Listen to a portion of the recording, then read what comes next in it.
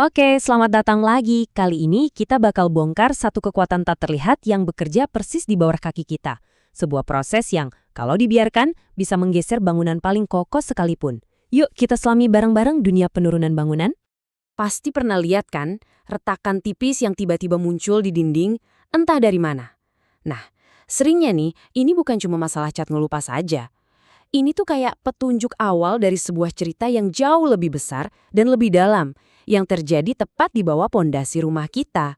Yap, semua tanda-tanda tadi itu sebenarnya gejala dari apa yang para insinyur sebut penurunan atau settlement. Sekarang, yuk kita bedah satu persatu. Apa aja sih tanda-tanda yang mesti kita waspadai?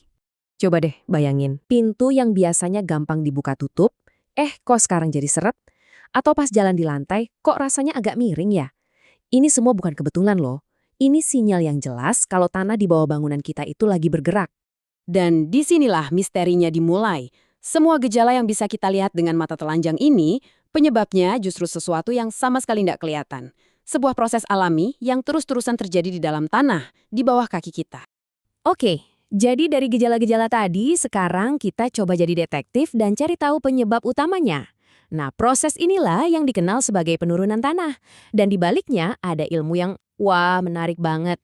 Gampangnya gini deh, setiap bangunan itu kan punya bobot yang luar biasa ya.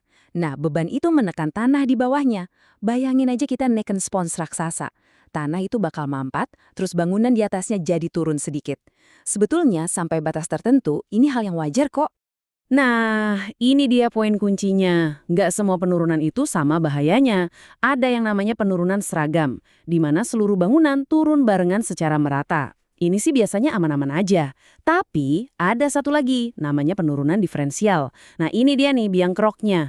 Ini terjadi kalau satu bagian bangunan turun lebih cepat dari bagian lainnya, yang akhirnya bikin retak dan kerusakan di mana-mana. Kutipan ini pas banget. Jadi, tujuan utama rekayasa pondasi itu bukan untuk menghentikan penurunan sama sekali, karena itu hampir mustahil. Tantangannya adalah gimana caranya biar penurunan itu nggak berlebihan, dan, yang paling penting, terjadi secara merata.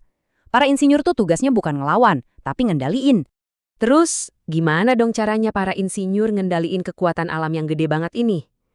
Jawabannya, semuanya dimulai dari desain yang cerdas, bahkan jauh sebelum batu pertama diletakkan.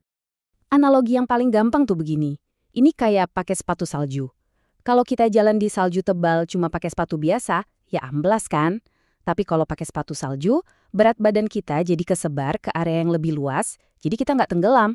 Nah, pondasi itu fungsinya persis kayak gitu buat bangunan. Jadi, pondasi dangkal itu ya prinsip sepatu salju tadi diterapin langsung. Beban bangunan yang berat banget itu disebarin ke area tanah yang lebih lebar. Hasilnya, tekanan di tiap titik tanah jadi jauh lebih kecil.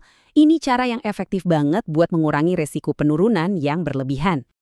Oke, pondasi udah keren. Tapi gimana kalau dari sananya tanahnya emang lembek? Terlalu lemah buat nopang bangunan. Nah loh, terus gimana? Ya kalau kita nggak bisa berdamai dengan kondisi tanah yang ada, yaudah kita ubah aja tanahnya. Nah, disinilah beberapa teknik rekayasa tanah yang super jenius masuk. Salah satu metode yang paling efektif namanya preloading atau pra-pembebanan. Idenya tuh sederhana tapi brilian banget.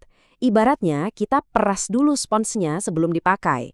Jadi kita paksa tanahnya buat turun sebelum bangunan jadi.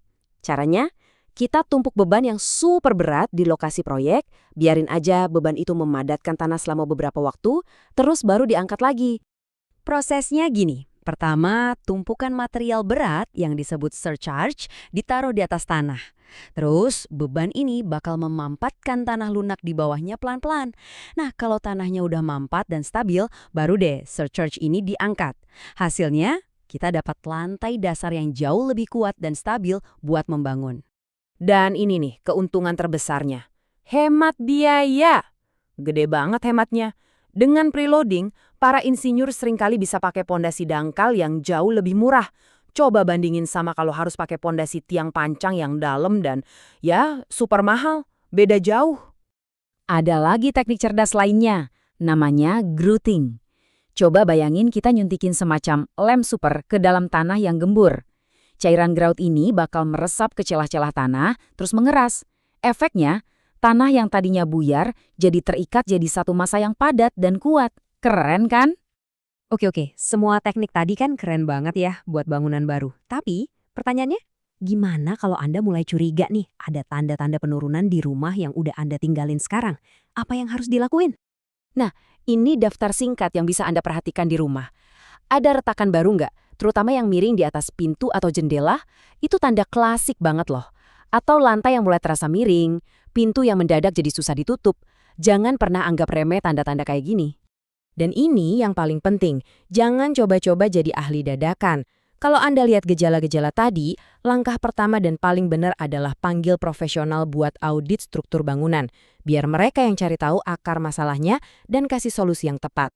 Seperti kata MIBUS IPIL, penurunan pada bangunan bukan hal yang bisa diabaikan. Ini bener banget. Ngabain tanda-tanda awal, itu sama aja kayak ngabain suara aneh dari mesin mobil. Masalah kecil yang didiemin, lama-lama bisa jadi bencana besar yang biayanya wah, jangan ditanya. Jadi, kesimpulannya mulai dari desain pondasi yang pinter sampai mengubah sifat dasar tanah itu sendiri, ternyata para insinyur itu punya banyak banget cara-cara jenius buat melawan kekuatan penurunan yang nggak kelihatan ini. Semua ini demi mastiin rumah dan kota tempat kita tinggal itu tetap aman dan kokoh berdiri. Dan ini jadi bahan renungan buat kita semua. Lain kali Anda masuk ke sebuah gedung tinggi atau bahkan rumah sendiri, coba deh ingat-ingat sebentar. Di bawah kaki Anda, ada begitu banyak rekayasa luar biasa yang bekerja tanpa henti, tanpa terlihat. Ini jadi pengingat kalau hal-hal yang paling fundamental yang menopang hidup kita, seringkali justru hal-hal yang gak kasat mata.